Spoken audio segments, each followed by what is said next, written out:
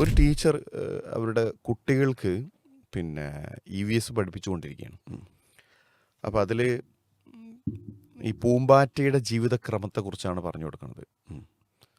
അപ്പോൾ അത് ലാർവയായി അതിൻ്റെ ഒരു അതിൻ്റെ എഗ് മുട്ടയായിട്ട് അവിടെ നിൽക്കുന്നു, പിന്നെ അത് കാറ്റർപില്ലർ ആവുന്നു, പിന്നെ അത് പ്യൂപ്പയായിട്ട് രൂപാന്തരപ്പെടുന്നു, പിന്നെ ബട്ടർഫ്ലൈ ആവുന്നു. അപ്പോൾ അതിങ്ങനെ പറഞ്ഞു കൊടുക്കുമ്പോൾ അതിൻ്റെ ഒരു റിയൽ മോഡൽ ശരിക്കും അവർ ഇങ്ങനെ കണ്ടുകൊണ്ടിരിക്കുകയാണ്. അപ്പോൾ അവരാദ്യം ഒരു കാഴ്ച കാണിച്ചു കൊടുത്തു. ഈ പ്യൂപ്പ അതിൻ്റെ അകത്ത് നിന്ന് പുറത്തേക്ക് വരുന്നൊരു രൂപം അതിങ്ങനെ വന്നു. അവരിങ്ങനെ ക്ഷമയോടുകൂടി കാത്തിരിക്കുകയാണ്. ഒരുപാട് സമയമെടുത്തിട്ട് അത് കണ്ടപ്പോൾ അതിങ്ങനെ വളരെ പ്രയാസപ്പെട്ട് അതിൻ്റെ അകത്തുനിന്ന് പുറത്തേക്ക് അതിങ്ങനെ വരികയാണല്ലോ. പ്യൂപ്പ പൂമ്പാറ്റയായിട്ട് രൂപാന്തരം പ്രാപിക്കുകയാണ്. അപ്പോൾ ഒരുപാട് സമയത്ത് ഭയങ്കര സ്ട്രഗിൾ ചെയ്തിട്ടാണ് അത് പുറത്തേക്ക് വരുന്നത്. കുട്ടികളിങ്ങനെ ക്ഷമയോടുകൂടി കാത്തിരുന്ന അവസാനം പിന്നെ ആ ഒരു പുറത്തേക്ക് വരുന്ന സ്ട്രഗിളൊക്കെ കുട്ടികൾ കണ്ട് അവസാനം അത് പുറത്തേക്ക് വന്നപ്പോൾ പൂമ്പാറ്റ ആയപ്പോൾ അതിമനോഹരമായൊരു പൂമ്പാറ്റ, വർണ്ണങ്ങളുള്ള ആ ഒരു ശലഭം ഇങ്ങനെ പാറിപ്പോകുന്നവർ കണ്ടു. അത് കണ്ട ഉടനെ കുട്ടികൾ വീണ്ടും പറഞ്ഞു, ടീച്ചറെ ഞങ്ങൾക്ക് ഒന്നുകൂടി അതൊന്ന് കാണണം, ഒന്നുകൂടി കാണണം. നിർബന്ധം പിടിച്ചപ്പോൾ വീണ്ടും അതുപോലെ ഒന്നുകൂടി കാണിച്ചു കൊടുക്കാമെന്ന് വിചാരിച്ച ടീച്ചർ അതുപോലെ വീണ്ടും റിപ്ലൈ ചെയ്തു. അതുപോലെ തന്നെ ഒരു കാണിച്ചു കൊടുക്കണം. അപ്പോൾ അത് കാണിച്ചു കൊടുക്കുന്ന സമയത്ത് ഈ പ്യൂപ്പയിൽ നിന്ന് അത് വീണ്ടും പൂമ്പാറ്റയിലേക്ക് രൂപാന്തരം പ്രാപിക്കുന്നത് ഇതേ നേരത്തേനേക്കാൾ കൂടുതൽ നിങ്ങൾ സ്ട്രഗിൾ ചെയ്യുന്നതായിട്ട് കുട്ടികൾക്ക് ഫീൽ ചെയ്തു. ടീച്ചർ അത് കാണിച്ചു കൊടുത്തിട്ട് നിങ്ങൾ അതിന് ശേഷം ഞാൻ അടുത്ത ക്ലാസ്സിലേക്ക് പോട്ടെ, ഇത് കണ്ടതിന് ശേഷം പറഞ്ഞാൽ മതി എന്ന് പറഞ്ഞു. അപ്പോൾ കുട്ടികളിങ്ങനെ റൗണ്ട് ചെയ്തിരുന്ന് വട്ടത്തിലിരുന്നിട്ട് ഇങ്ങനെ കണ്ടുകൊണ്ടേയിരിക്കുകയാണ്. അപ്പോൾ അത് എത്ര സമയമായിട്ടും അതിൻ്റെ അകത്തു നിന്ന് പുറത്തേക്കൊണ്ട് വരുന്നില്ല.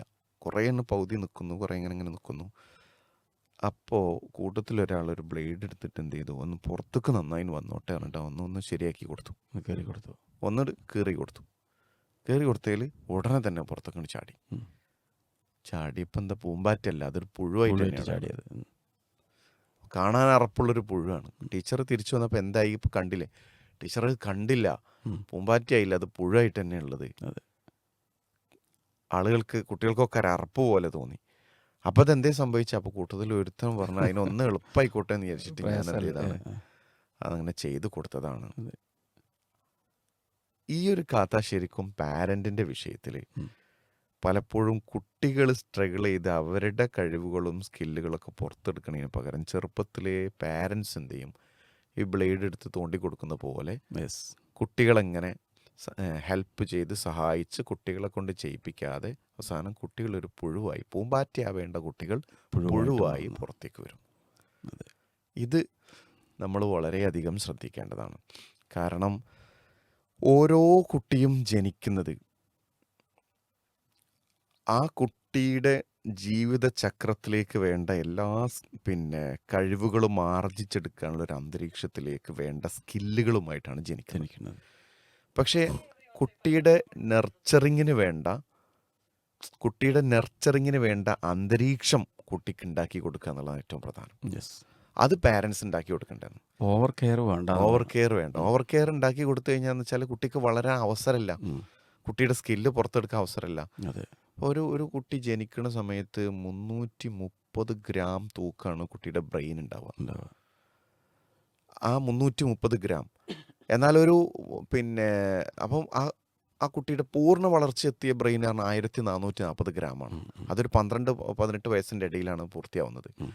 പക്ഷേ ഒരു കുട്ടിയുടെ ജനനത്തിലെ 6 വയസ്സ് 12 വയസ്സിനിടയിൽ ആദ്യത്തെ 2 വയസ്സിനിടയിൽ 75% ബ്രെയിൻ ഡെവലപ്മെൻറ്റ് നടക്കും. ഈ സമയത്ത് കുട്ടി വളരെയധികം വളരുന്ന സമയമാണ്. ശാരീരിക വളർച്ചയുടെ കൂടെ കുട്ടിയുടെ സ്കില്ലുകളും ഡെവലപ്പ് ചെയ്യാൻ പറ്റിയിട്ടുള്ളൊരു സമയം കൂടിയാണ്. അപ്പോൾ ആ സമയത്ത് കുട്ടിക്ക് എന്ത് കിട്ടുന്നു എന്നുള്ളതാണ് ഏറ്റവും പ്രധാനമായിട്ടുള്ളത്. മറ്റുള്ള മൃഗങ്ങളൊക്കെ ആണെങ്കിൽ 60% ബ്രെയിൻ ഡെവലപ്പ് ചെയ്തിട്ടാണ് ജനിക്കണേ. അപ്പോൾ അതിന് പ്രത്യേകിച്ച് സ്കില്ലുകളുടെ ആവശ്യമില്ല, ഇൻവോൾവ് ആണ് സ്കില്ല്. പക്ഷെ മനുഷ്യൻ്റെ കുട്ടിൻ്റെ സാഹചര്യത്തിൽ നിന്ന് അവൻ എന്ത് ചെയ്യണം, ഉണ്ടാക്കിയെടുക്കണം. പക്ഷെ അത് ഉണ്ടാക്കിയെടുക്കാൻ നമ്മൾ പാരൻസ് അതിന് അവസരം കൊടുക്കുക എന്നുള്ളത് ഏറ്റവും പ്രധാനപ്പെട്ടതാണ്. ശരീരവും മനസ്സും ഇതാണ് കുട്ടിയുടെ സ്കില്ല് വളരാൻ വേണ്ടത്.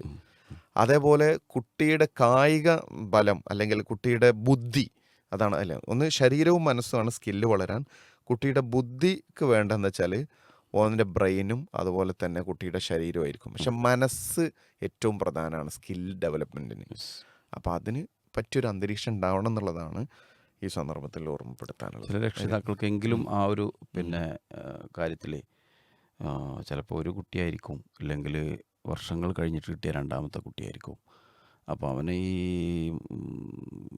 അംഗൻവാടി കൊണ്ടാക്കലും അത് തിരിച്ചും കൊണ്ട് കൊണ്ടുവരലും അതുപോലെ തന്നെ സ്കൂളിൽ കൊണ്ടുവരലും അവിടെ നിന്ന് എന്തെങ്കിലും അവൻ ഉമ്മയെ തിരിച്ചു പോകുമ്പോൾ കുട്ടിയെ ഉമ്മയെ നോക്കിക്കൊണ്ടിരിക്കുന്നുണ്ടോ എന്ന് തീർച്ചയായിട്ടും കുട്ടികൾ നോക്കും, കരയുമ്പോഴേക്ക് വീണ്ടും അങ്ങോട്ട് ചെല്ലലും. ഈ ഒരു ഓവർ കെയർ കൊടുത്തിട്ട് വീണ്ടും കുട്ടികൾക്ക് കുട്ടിയുടേതായിട്ടുള്ള ഒരു താല്പര്യത്തിൽ വളരാൻ കഴിയാത്ത പിന്നെ സാഹചര്യം ഉണ്ടാക്കുന്ന ഒരുപാട് രക്ഷിതാക്കൾ. അത് പറഞ്ഞപ്പോഴേ ഇപ്പോൾ പറഞ്ഞപ്പോൾ ഇന്നലെ രാത്രി ഞാൻ ഒരു പുസ്തകം ഇങ്ങനെ വായിച്ച സമയത്തുണ്ട്, ചില ആൾക്കാർ കുട്ടികൾ ചെറുപ്പത്തിൽ നിങ്ങൾ പറഞ്ഞ പോലെ ഫസ്റ്റ് കുട്ടിയൊക്കെ ആയിരിക്കും. അപ്പം അതൻ വീഴുമ്പോഴേക്ക് വീണിട്ട് കുട്ടിക്ക് ഇതെങ്ങനെയെന്ന് പ്രകടിപ്പിക്കാൻ പോലും സമ്മതിക്കും. അതിൻ്റെ മുന്നേ എൻ്റെ കുട്ടിക്ക് എന്തേ പറ്റിയതോ വെച്ചിട്ട് എടുത്തിട്ട് പിന്നെ കുട്ടിക്ക് തന്നെ ആ ഒരു സാഹചര്യത്തെ എങ്ങനെ ഡീൽ ചെയ്യണം പോലും കുട്ടീനെ അനുവദിക്കാതെ പാരൻസ് അത്. അതെ അതെ അതെ അതെ ചെറിയ കുട്ടികളായിട്ട് നമ്മൾ കൂടുതൽ മിങ്കിൾ ചെയ്യുമ്പോൾ നമുക്ക് ചില കുട്ടികളൊക്കെ അങ്ങനെ കാണാൻ പറ്റും. എന്തെങ്കിലും ചെറിയൊരു വിഷയം ഉണ്ടാകുമ്പോഴേക്ക് ഉമ്മ തന്നെ വരണം. അതെ, ഒരു രക്ഷയുണ്ടാവില്ല. ആയ ഉണ്ടാവും, ടീച്ചറുണ്ടാവും,